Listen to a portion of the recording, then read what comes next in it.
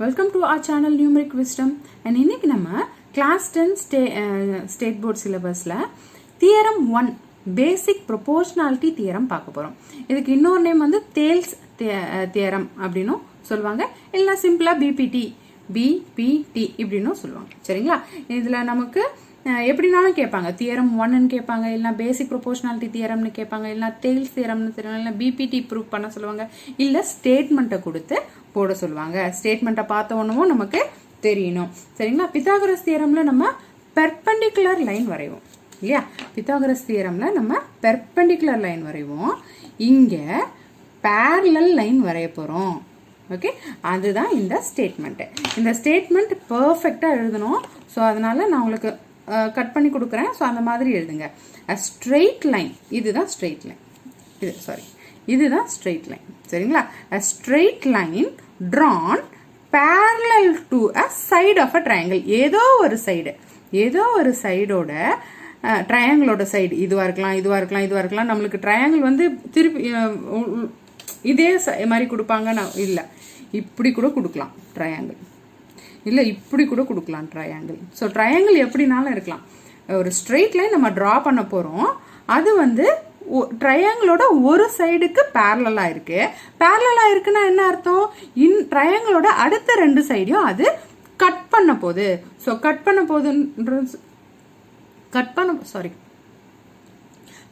போகுது அப்படின்னா என்ன அர்த்தம்னா இன்டர்செக்ட் பண்ண போகுது. சரிங்களா? இன்டர்செக்ட் பண்ண போது இந்த இடத்தையும் இந்த அடுத்த ரெண்டு சைடையும். சரிங்களா? அப்படி சைடு கட் பண்ணும் போது அது எப்படி கட் பண்ணுமா? ரெண்டுமே சேம் ரேஷியோல கட் பண்ணுமா. இதுவும் சேம் இது சேமா இருக்கும், இது சேமா இருக்கும். அந்த மாதிரி தான் கட் பண்ணும் அப்படின்னு சொல்றாங்க. அதை தான் நம்ம இப்ப தியரம்ல ஸ்டேட்மெண்ட்ல பார்க்க போறோம். a straight line drawn parallel to the side of the triangle. ஒரு ஸ்ட்ரெயிட் லைனை டிரா பண்றோம், parallel to the side of the triangle. ஒரு சைடு ஆஃப் த ட்ரையாங்கிள் வரைகிறோம். intersecting the other sides, ரெண்டு சைட்ஸை அது இன்டர்செக்ட் பண்ணுது. எப்படி? divides the sides in the same ratio. எப்படி டிவைட் பண்ணுது? சேம் ரேஷியோல அது டிவைட் பண்ணுது. புரியுதா ஸ்டேட்மெண்ட்? a straight line, இங்க பாருங்க, a straight line drawn parallel to a side of the triangle intersecting the other sides divides the sides in the same ratio ல divide ஆகுது. சரிங்களா? சோ நம்மளுக்கு given என்ன கொடுத்திருக்காங்க? இதுல தியரம் எழுதுனீங்கனாவே ஸ்டேட்மெண்ட் எழுதணும். ஸ்டேட்மெண்ட் அவங்க இருந்தாலுமே இந்த ஸ்டேட்மெண்ட்டை கொடுத்து ப்ரூவ் பண்ண சொல்லாமே நீங்க ஸ்டேட்மெண்ட்டை எழுதிட்டு தான் அதுக்கப்புறம் given, to prove, construction, proof இது எல்லாமே எழுதணும். சரிங்களா? ஸோ given என்ன கொடுத்துருக்காங்க?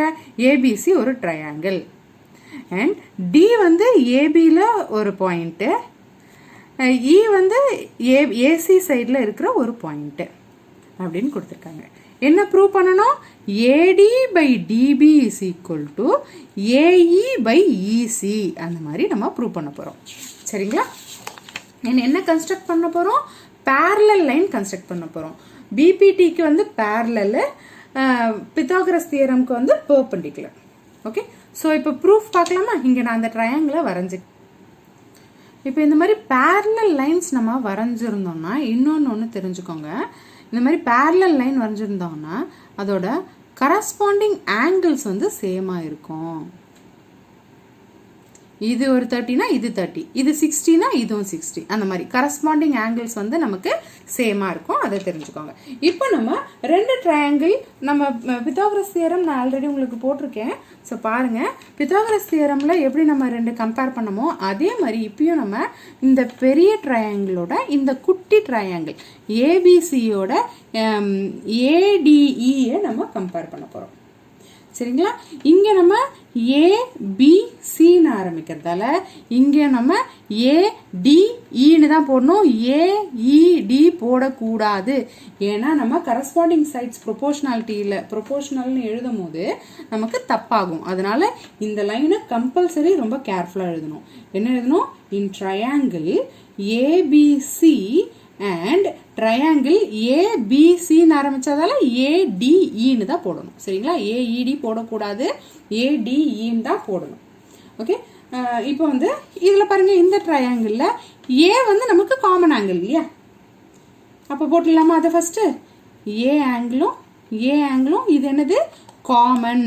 அந்த ரீசனை நம்ம போடணும், ஏன்னா இது காமன் ஆங்கிள். அதுக்கப்புறம் பாருங்க, கரஸ்பாண்டிங் ஆங்கிள்ஸ் சேம்னு சொன்னேன் இல்லையா?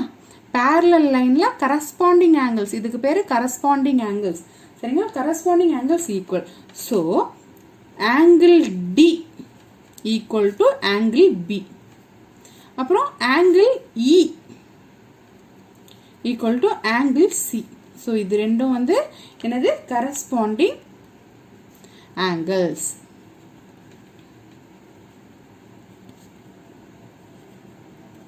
சரிங்களா?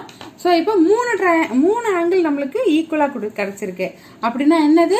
இந்த ரெண்டு ட்ரையாங்கிளும் சிமிலர்னு சொல்லலாம். என்ன ரீசன் எழுதணும்? ட்ரிபிள் ஏ சிமிலாரிட்டி அப்படின்னு எழுதணும். ஸோ அப்போ ட்ரையாங்கிள் ஏபிசி இது சிமிலரோட சிம்பிள். ட்ரையாங்கிள் ஏடிஇ என்ன ரீசன்? Triple A similarity. புரிஞ்சுதா? ஸோ நமக்கு இப்படி ப்ரொபோர்ஷனல் சிமிலர் அப்படின்னா நம்ம சைட்ஸை ப்ரொபோர்ஷனல் அந்த பை ப்ராடக்ட் மாதிரி எழுதலாம். எப்படி எழுதலாம்? AB by AD equal to BC by DE equal to AC by AE அப்படின்னு எழுதுவோமா? இதுதான் இம்பார்ட்டன்ட். எல்லா தியரம்லையும் இதுதான் உங்களுக்கு இம்பார்ட்டன்ட். சிமிலர்னு இந்த ஃபர்ஸ்ட் லைன் இம்பார்ட்டன்ட். அதுக்கப்புறம் ஒரு 3 ஆங்கிளோ இல்லை 2 ஆங்கிளோ ப்ரூவ் பண்ணி இந்த ரெண்டுத்தையும் சிமிலர்னு சொல்லணும். அதுக்கப்புறம் இந்த பை ப்ராடக்ட் எழுதணும். AB by AD equal to BC by DE equal to AC by AE. இது என்ன ரீசன்னா? Corresponding sides are proportional. Similar triangle corresponding sides are proportional அப்படின்னு எழுதணும். சரிங்களா? இப்போ பாருங்க, நம்ம போன இதெல்லாம் கிராஸா சேமா இருந்ததை நம்ம எடுத்துக்கிட்டோம் இல்லையா? கிராஸா சேமா இருந்ததை எடுத்துக்கிட்டோம். ஆனா இப்போ இந்த பிபிடி தியரம்ல எப்படி எடுக்க போறோம்னா, நம்ம ப்ரூஃப்ல ப்ரூஃப்ல என்ன இருக்கு? ஏடி டிபி இருக்கு. இந்த ஏடி டிபி எதுல இருக்குன்னு பாருங்க. இதுல ஏடி இருக்குது, டிபி இதுல ஏடி இருக்குது, இதுல அப்புறம் பிசி டிசி பாருங்க. பிசி டிசி இதுல இல்லவே இல்லைல்ல, பிசியும் இல்லை டிசியும் இல்லை. ஸோ நமக்கு இது தேவையில்லை. ஏசி ஏஇல ஏஇ இருக்கு இல்லையா? ஸோ அப்போ அந்த நம்ம ப்ரூஃப் பண்ண வேண்டியதுல இது ரெண்டும் தான் இருக்கு, இது இல்லை. ஸோ நமக்கு இது தேவையில்லை. நம்ம ஏபி பை ஏடியையும் ஏசி பை ஏஇயும் மட்டும் எடுத்துக்கலாம். புரியுதா? ப்ரூவிங்ல நமக்கு பாருங்க ஏடி டிபியும் ஏடியும் ஏஇயும் இருக்கு. ஸோ இந்த ரெண்டுல தான் அந்த ரெண்டும் இருக்கு. ஸோ இது நமக்கு தேவையில்லை, இது ரெண்டை மட்டும் நம்ம எடுத்துக்கலாம். ஓகே. ஸோ அப்போ என்ன எழுத போகிறோம்? AB by AD is equal to AC by AE அப்படின்னு எடுக்க போகிறோம். ஓகே. இப்போ நமக்கு ஏடி இருக்குது, ஏஇ இருக்கு. அப்போ இந்த ரெண்டு தான் மட்டும் நம்ம சேஞ்ச் பண்ணணும். எதில் நமக்கு ப்ரூஃபில் ஏடியும் ஏஇயும் இருக்கு இல்லையா? ஏடியும் ஏஇயும் இருக்கு. நமக்கு இது ரெண்டும் வேணும். ஸோ அதனால இப்போ நான் ஏபியையும் ஏசியையும் மட்டும்தான் மாற்ற போகிறேன். ஏபி பாருங்க, ஏபியை நான் ஏடி பிளஸ் டிபின்னு மாற்றலாமா? அதே மாதிரி ஏசியை நான் ஏஇ பிளஸ் இசின்னு மாற்றலாமா? ஸோ அதை தான் நான் பண்ண போகிறேன். ஏபிக்கு பதிலாக நான் ஏடி பிளஸ் டிபி அப்படின்னு மாற்ற போகிறேன். இது ஏடி அப்படியே போட்டுக்கிட்டாச்சு. அண்ட் ஏசிக்கு பதிலாக ஏஇ பிளஸ் இசின்னு போடுறேன். அந்த லைனை ரெண்டாக ஸ்ப்ளிட் பண்ணிக்கிறேன். அவ்வளோதான். ஓகே. நம்ம இதில் எல்சிஎம்மில் ஒன்று பண்ணுவோம். இப்போ 1/4 ப்ளஸ் 3/2 இப்படி இருக்குன்னு வச்சுக்கோங்க. நம்ம என்ன பண்ணுவோம்? எல்சிஎம் 4ன்னு எடுத்துக்கிட்டு இது 4 1s 1 ப்ளஸ் இது 3 2s 6 இப்படி எடுப்போம்ல. அப்போ இதை வந்து நம்ம 1/4 plus 6/4 போடலாம்ல. இப்படி இருக்கிறத நான் இதுக்கும் தனியா போட்டுட்டு இதுக்கும் தனியா போடலாம்ல. அந்த மாதிரி இங்கே நம்ம போட போறோம். எப்படி போட போறோம்? AD/AD plus DB/AD equal to AE/AE plus EC/AE. அந்த மாதிரி நம்ம போட போறோம். சரிங்களா? புரிஞ்சுதா? இப்போ இதுல பாருங்க ADயும் கேன்சல் ஆயினா நமக்கு 1 வந்துரும். இதுவும் நமக்கு 1 வந்துரும். சோ அப்போ 1 plus DB/AD equal to 1 plus EC/AC. Okay? So இந்த 1 கேன்சல் ஆயிடும்ல. ஈக்குவல்ட்டுக்கு அப்புறம் இது 1 இது 1. இந்த 1 plus 1 இந்த பக்கம் போனா -1 ஆகும்ல. அந்த மாதிரி. சரிங்களா? ஈக்குவல்ட்டுக்கு இந்த பக்கம் சேம் வேல்யூஸ் கேன்சல் ஆகும். சப்போஸ் இதை கொண்டு போனாலும் -1 வரும். ஸோ இதுவும் கேன்சல் ஆகும். அந்த மாதிரி கேன்சல் ஆகும். சரிங்களா? ஸோ இப்போ நமக்கு என்ன இருக்குது? DB/AD is equal to EC/AC. So இங்கே பாருங்க, DB/AD is equal to EC/AC. நமக்கு என்ன ப்ரூவ் பண்ணணும்? AD DB. AD இருக்குது, DB இருக்குது. EC AE. ஆனால் இங்கே EC இருக்கு, ஆனால் AE இல்லை. அப்போ AEக்கு பதிலாக இப்போ நமக்கு ACக்கு பதிலாக நமக்கு AE வேணும். ஓகே? ACக்கு பதிலாக நமக்கு AE வேணும். ஸோ சாரி, இங்கே நான் ACE போட்டுட்டேன், அதனால தான் கன்ஃபியூஷன். ஸோ இங்கே AE இருக்கு. ஸோ இங்கேயும் AE, இங்கேயும் AE, இங்கேயும் AE. நம்மளுக்கு ப்ரூஃப் என்ன வரணும்? AD/DB is equal to EC/AE இருக்கு. ஸோ இது நமக்கு ரெசிப்ரோக்கலாக போட்டுக்கலாம். அவ்வளோதான். ரெண்டுத்தையும் ரெசிப்ரோக்கல் பண்ணுறோம். என்ன போட்டுறோம்?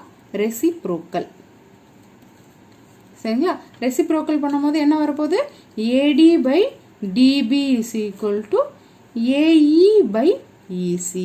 ஸோ நம்மளோட ப்ரூஃபு கிடைச்சாச்சு. ஹென்ஸ் ப்ரூஃப்னு செம்ம முடிக்க வேண்டியது தான். சரிங்களா? ஸோ செம்ம உங்கள் ஃப்ரெண்ட்ஸ்க்கு நீங்கள் டீச் பண்ணுங்கள். ஸோ தட் உங்களுக்கு இன்னும் நல்லா மெமரைஸ் ஆகிடும். சரிங்களா? இது ஒரு ஈஸி ட்ரிக் உங்களுக்கு. அண்ட் சப்போஸ் உங்களுக்கு இந்த வீடியோ பிடிச்சிருந்ததுன்னா உங்கள் ஃப்ரெண்ட்ஸ்க்கு ஷேர் பண்ணுங்கள். ரொம்ப இம்பார்ட்டண்ட்டான theorem. Okay? Thank you so much for வாட்சிங்.